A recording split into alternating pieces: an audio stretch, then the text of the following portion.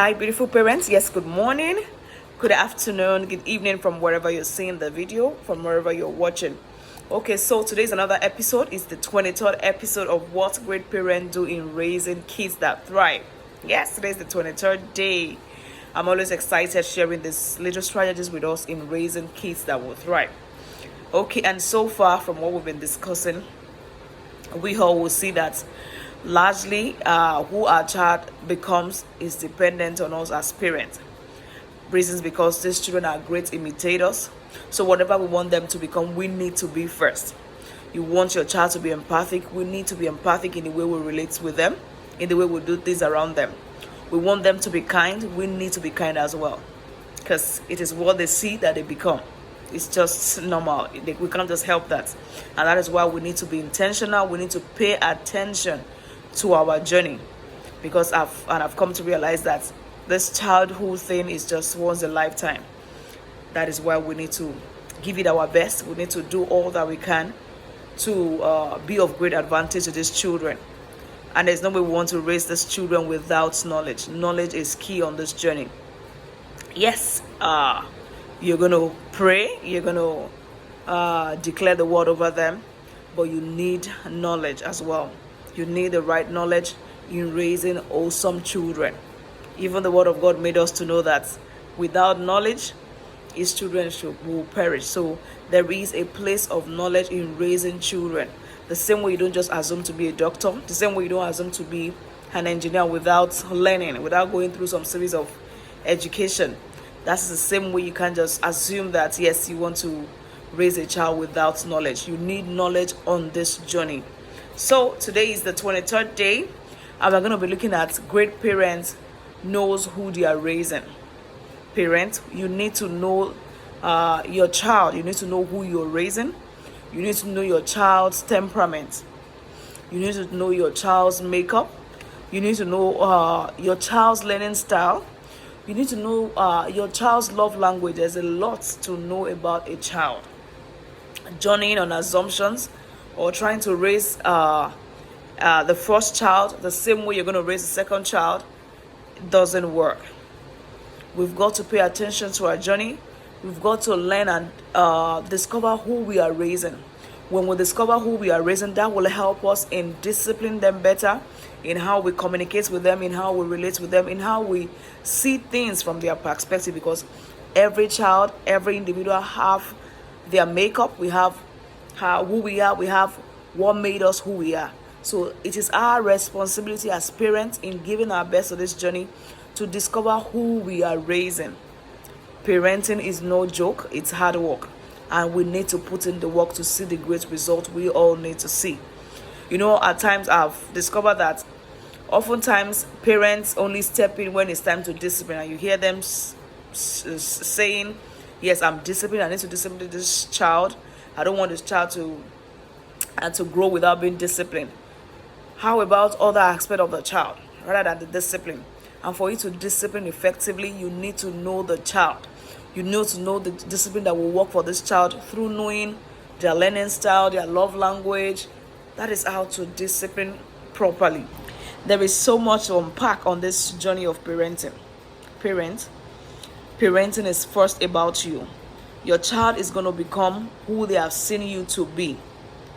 We are largely responsible for who our children turns out to become. Whatever we want our child to be, let's become that first. It's a great help because automatically children pick from the environments we have created for them. They pick from who we are. So whatever you're seeing in your child is a pointer to check yourself, check your partner. Is this who I am? You know, parenting is just like God giving you a feedback of who you are and what you need to work on.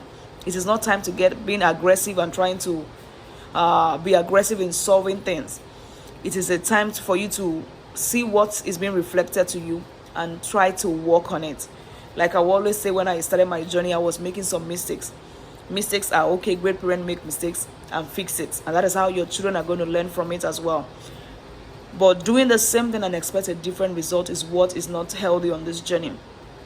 And when I first started my journey with my mistakes, I prayed. Obviously, God answered my prayers. by opening me up to different resources, different courses that I could take that will equip me with knowledge, because there is a place of knowledge on this journey. And that's why we have the Ditch Yelling for Good Cause, for as many that want to ditch yelling in their home, that want to equip themselves with effective tool in discipline effectively.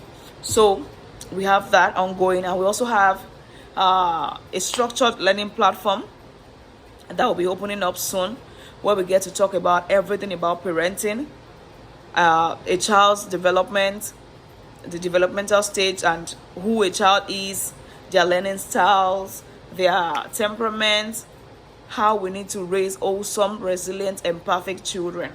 This is what this is going to offer. It's opening up soon. If you're interested in joining, please send me a DM, send me a message. Let me send you the link for the waiting list. So there is so much to unpack about parenting, and it all depends on us as the parent. Parenting is about you, the parent, not the child. Whatever you want your child to become, you need to be first as the parent.